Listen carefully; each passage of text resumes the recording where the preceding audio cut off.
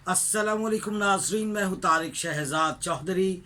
तारीख़ खिलाफत उस्मानिया के सिलसिले में आज हमारी 41वीं नशिस्त है और तनज़्ज़ुली का ये दौर है। और आज की हमारी ये नशिस्त और इसके अंदर होने वाली गुफ्तगू का मरकज़ व महवर व मुंबा और उसका सारा माख़ सुल्तान महमूद अव्वल के हवाले से है। जी हाँ, सुल्तान महमूद अव्वल 1143 ता 1168 ईस्वी बामुताबिक 1730 ता 1754 ईस्वी के अहदे इनका सुल्तानी है। और अपने अहद खिलाफत के अंदर इन्होंने भी जो दमखम था सुल्तनत उस्मानिया के अंदर, उसकी शुत्र बेमुहार बढ़ती हुई इंकिशारिया की तरफ से वो ख़राबियाँ और वो अंदरूनी और बैरूनी खलिफशार और शोरशें और ज़माम इक़्तिदार और ज़माम ज़माना के जो मुख्तलिफ़ उफ्ताद रास्ते हैं, मुश्किल रास्ते हैं, वो इनके सामने हैं। और फिर असलाफ़ की वो सारी तारीख़ हमारे सामने है। हम देखें कि ये जो 17वीं सदी की जो पहली रबा है और जो पहले जो 20-25 साल हैं, आप इसमें देखिए कि कितनी तेज़ी के साथ तनज़्ज़ुली मुसलमानों की हुई। उधर हम अगर यहाँ देखें तो जो बर सग़ीर के अंदर औरंगज़ेब आलमगीर की वफ़ात 1707 में हो चुकी थी और उसके बाद फिर ईस्ट इंडिया कंपनी किस तरह से अंदर आ चुकी थी। और सिर्फ़ एक ईस्ट इंडिया कंपनी ही नहीं बल्कि तिजारत के नाम पर बहुत सारी और यूरोपीय कंपनियां भी यहाँ पे आई, मालाबार के साहिलों पे आके उन्होंने अपना काम शुरू किया। और यही वो दौर है कि जहाँ हम देखते हैं कि मुसलमानों का वो जो तनतना, वो जो ज़ुल्म और वो जो अपने एक रिवायत थी मुसलमानों के अंदर, वो उसका वो जज्बा ना रहा। यानी जज्बा जिहाद में भी कमी हुई। और फिर मुसलमानों के अंदर तनज़्ज़ुली के बहुत सारे वाक़यात जो हुए हैं, उसमें एक लालच ने बड़ा काम किया, एक वहाँ गद्दारी ने काम किया। यानी यही वो 17वीं सदी है। अब आगे कुछ अरसा हम जाएंगे तो 1750 में टीपू सुल्तान जैसा शख्स जो है वो पैदा होता है, जो हैदर अली वाली मैसूर और वाली मैसूर क्या, और फिर उसने भी ममलिकत खुदादाद की बुनियाद रखी और उसने भी क्या किया। ये बड़ी अहम सदी है। लेकिन अब ये जो तड़प फड़प है और वो जो माही बेआब की तरह मुसलमानों का तड़पना है, वो बेसूद है, क्योंकि पूरी उम्मत के अंदर वो घर का चुके हैं। वो मगरबी तहज़ीब और मगरबी यलगार और मगरबी जो एक पायमाली है मुसलमानों की, वो शुरू हो चुकी है। ये आज की बात नहीं।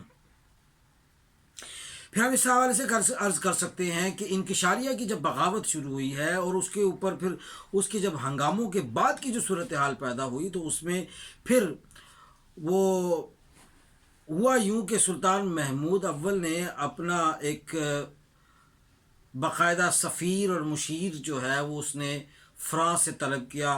कैसेंडर कॉन्वेंट डी बोनफाल इसका नाम था। कॉन्वेंट डी बुफाल को जब उन्होंने लाया और उसके उज़्मे उसको बहुत सारे काम दिए।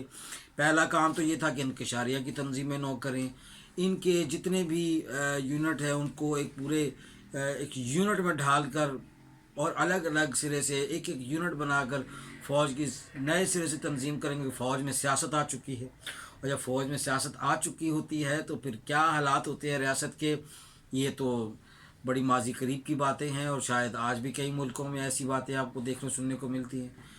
तो फिर दूसरी तरफ से सुल्तानी जमहूर का आता है, जब ज़माना जो नक्शे कहन तुमको नज़र आए मिटा दो वाली बात भी अपनी जगह पर मुसल्लिम व सादिर है। फिर इसी तरह से अब अस्करी, असल में मामला ये था कि काउंट डी बोनफाल को यहाँ पर लाने का मकसद सुल्तान महमूद अव्वल का ये था कि फ़ौज जो है उसको बाकायदा तौर पर हकीकी पेशा रियासत का करार दिया जाए। यानी कि रियासत के रहने वाले अगर हकीकी पेशे का इंतखाब करेंगे तो उनके सामने एक ही रास्ता होगा कि वह फ़ौज में भर्ती हों और मुल्क और मिलत के लिए लड़ें।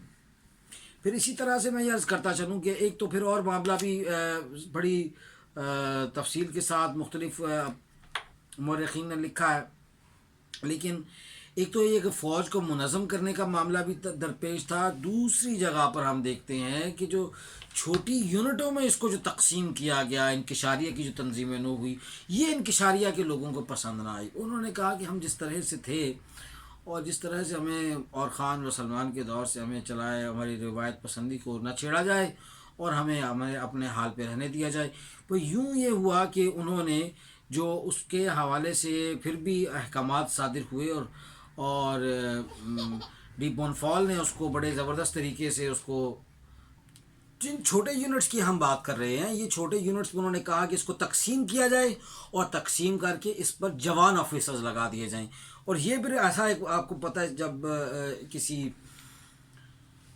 بڑے اور تجربہ کار سپاہ گری کے فنون کو جاننے والے اور پرانے جو مشتاق اور اشتیاق رکھنے والے جو لوگ ہیں، وہ یہ جانتے ہیں کہ کسی بھی شعبے کے اندر جدیدیت اور قدیمیت کا امتزاج، یا پھر جدیدیت کے قدیمیت کے اوپر اس سے برتری دینے کی کوشش کی جائے تو کس قسم کے مسائل پیدا ہوتے ہیں۔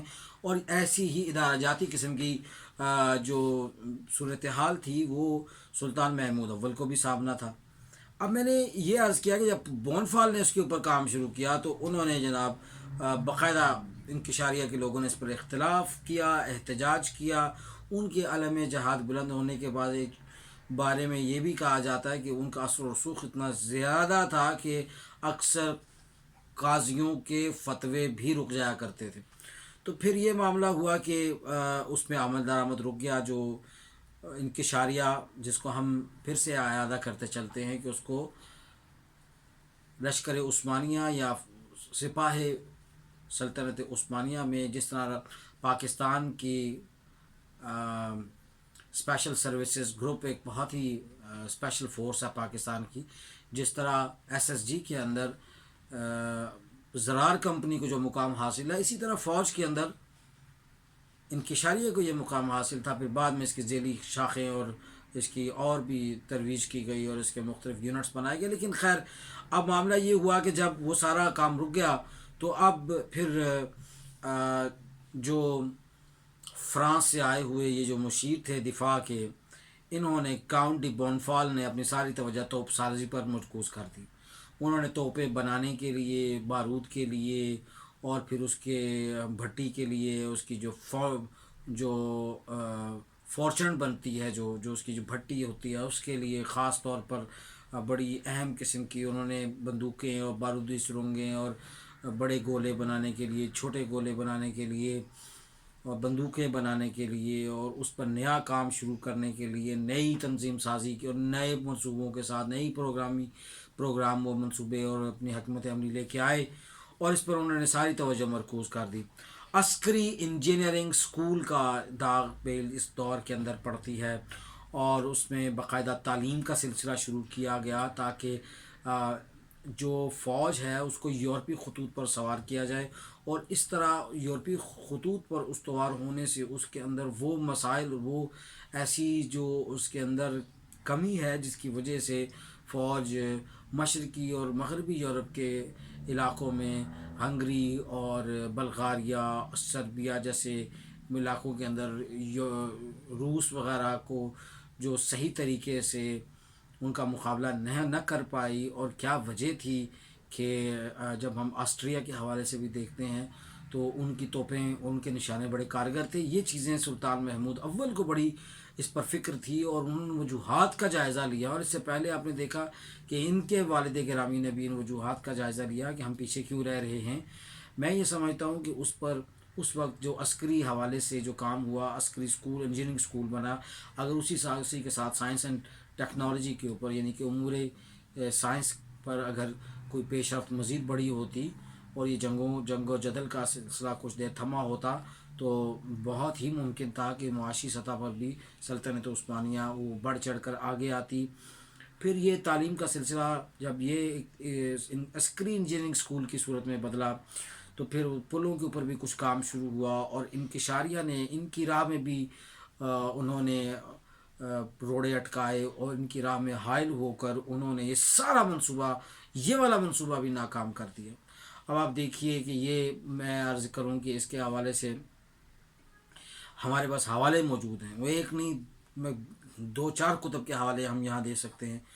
ہم یہ آپ کو بتا سکتے ہیں کہ اس پر پھر کاغذ کی فیکٹری کی بات شروع ہوئی، کاغذ کی فیکٹری بنائی گئی تاکہ کاغذ کے ساتھ لکھنے پڑھنے کا کوئی سلسلہ شروع کیا جائے اور کاغذ پر طباعت کا کام شروع ہو، اور یوں یہ سلسلہ بھی کچھ زیادہ پنپ نہ سکا۔ ہم نے عرض کیا تھا کہ پچھلی نشست میں 40ویں نشست میں عرض کیا تھا کہ پہلی مرتبہ استنبول میں طباعتی ادارے کا قیام جو ہے اس کی داغ بیل ہمیں ملی تھی۔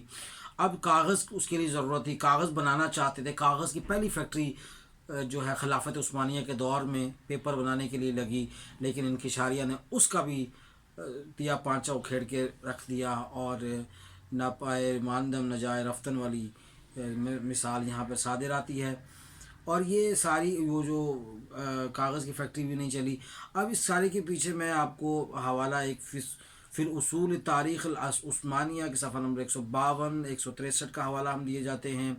اس کے ساتھ ہی ڈاکٹر اویس نے باقاعدہ اس پر تحقیقی مضامین لکھے ہیں جو مختلف حوالوں سے ہمارے پاس مختلف ویب سائٹس پر بھی موجود ہیں۔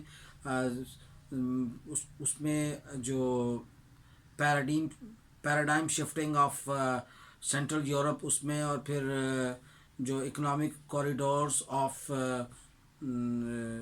ایشیا پہ بھی بات ہوتی ہے تو اس کے حوالے دیے جاتے ہیں۔ پھر اس کے بعد جب ہم Ottoman empire in the heart of Europe, تو اس میں ہمیں بڑا اس میں تفصیلات ملتی ہیں۔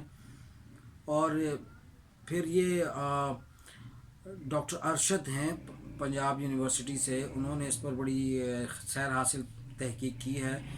پھر فی الاصول تاریخ العثمانیہ کے علاوہ بھی ڈاکٹر اوصاف نے، یوسف اوصاف نے اس پر بڑا ہی زبردست قسم کی اپنی خلافت عثمانیہ پر جو ان کی کتاب ہے اس کے صفحہ نمبر 322 324 میں انہوں نے بڑی تفصیل سے لکھا کہ کیا وجوہات تھیں کہ کاغذ کی فیکٹری بھی جو ہے وہ بھی اس وقت ایک بڑی ہی مشکل چیز بن چکی تھی کہ خلافت عثمانیہ میں اتنا دم خم نہیں تھا، سلاطین کے اندر اتنے کمزور واقع ہو چکے تھے کہ انکشاریہ جیسے تنظیم جو ہے وہ جن کا کام دفاع کا ہے اور ان کو دفاع تک رہنا چاہیے، وہ اداروں میں آ کے انہوں نے مداخلت کی اور اداروں کا تیا پانچا کیا۔ اور یہ دیکھیے کہ صرف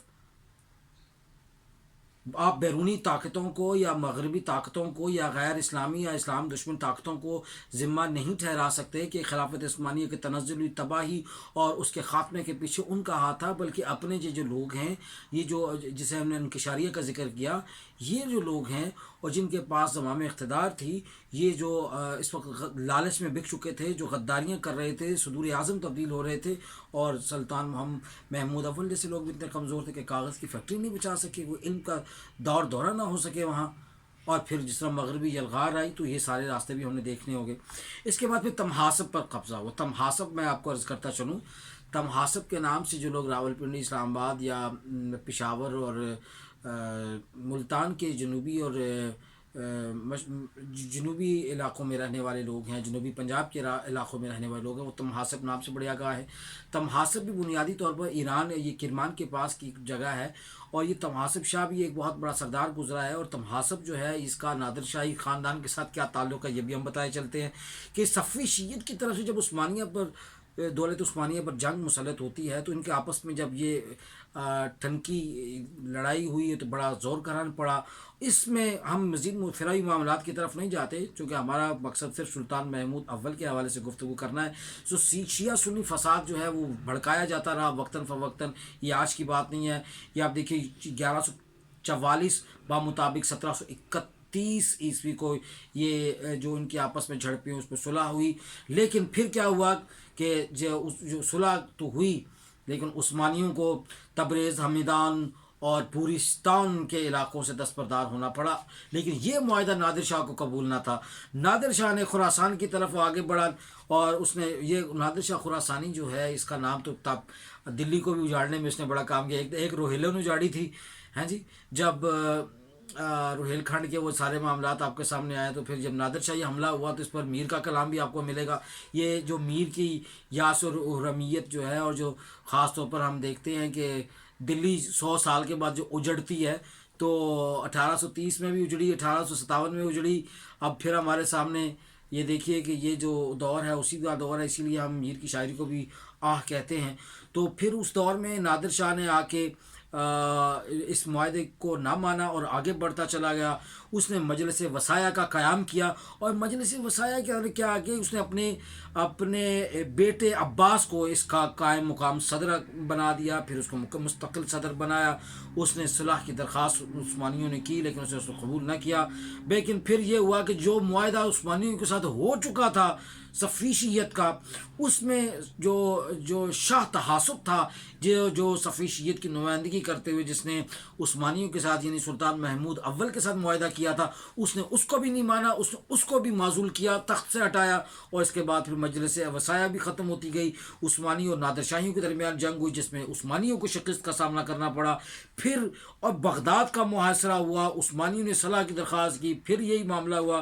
نادر شاہ جو ہے اس نے یہ میں 1149 عیسوی کے مطابق 1736 عیسوی اور 1149 ہجری کے درمیان کے جب یہ مقابلہ، یہ معاہدات جو ہیں یہ تخلیص میں منعقد ہوئے. اور اس میں سب سے اہم بات یہ تھی کہ ان معاہدوں کے اندر جنگ و جدل کا ایک خاص ماحول جو تھا وہ اپنی جگہ پر موجود تھا. اس میں محمد شاکر نے صفحہ نمبر 111 112 سلطنت عثمانیہ اور تاریخ یورپ میں اندر جو انہوں نے باب باندھا، اس میں بڑی تفصیل کے ساتھ اس پر انہوں نے گفتگو کیا.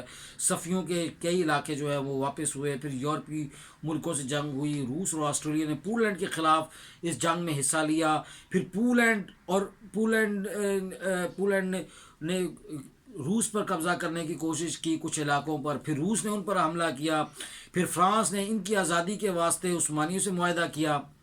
اندر ایک دوسرے کے ساتھ چیم گوئیاں ہو رہی ہے، لیکن ان کو یہ نہیں معلوم ہو رہا کہ یہ سارا کچھ ہمیں توڑنے کے لیے ہو رہا ہے. چونکہ پے در پے یہ واقعات ہیں تاریخ کے، میں یہ 30 35 40 سال کی جو تاریخ ہے اس کو بڑے مختصر پیرائے میں ہم پیش کرنے کی کوشش کر رہے ہیں. پھر اسی طرح پولینڈ جب روس کے قبضے میں جاتا ہے تو اس کے بعد یہ انہوں نے آپس میں کوشش کی، فرانس نے، کہ ہم ان کی آزادی کے لیے کوئی کوشش کریں. انہوں نے عثمانیوں سے معاہدہ کیا. آسٹریا نے فرانس کو ورغلایا. پھر فینا کا معاہدہ ہوا، اور اتفاق سے یعنی کہ یہ باقاعدہ اتفاق سے عثمانیوں کے ساتھ پھر ان کی جنگ ہوئی. تو یہ معاملہ اسی طرح ہی چلتا رہا. پھر وہ بغداد تک نہیں پہنچ سکے روس والے اسی وجہ سے، کیونکہ آپس میں یورپیوں کی اور یہ جو روسی افواج تھیں اور ادھر کے جو یورپ جو ہے مشرق اور مغرب بعید، یہ بھی آپس میں ٹوٹ پھوٹ کا شکار تھا. بوسنیا سربیا اور اخلاق جو ہے وہ انہوں نے اس کو بچایا آسٹریا کے حملوں سے. پھر اسی حوالے سے تاریخ العثمانیہ، دولت العثمانیہ میں ڈاکٹر اسماعیل سرہنگ نے 211 212 228 اور اس طرح مختلف صفحوں پر اس پر ذکر لکھا ہے. دیکھیں نادر شاہ جو ہے یہ پہلی مرتبہ جب عثمانیوں کو اس نے شکست دی تھی، اس کے بعد اور اس نے باقاعدہ اپنے بادشاہ، تو پھر اس کے ساتھ ساتھ اور بہت ساری چیزیں ایسی ہیں جن کو ہم نے دیکھنا ہوتا ہے کہ ہمیں تاریخ سے کس طرح سے سبق حاصل کرنا ہے.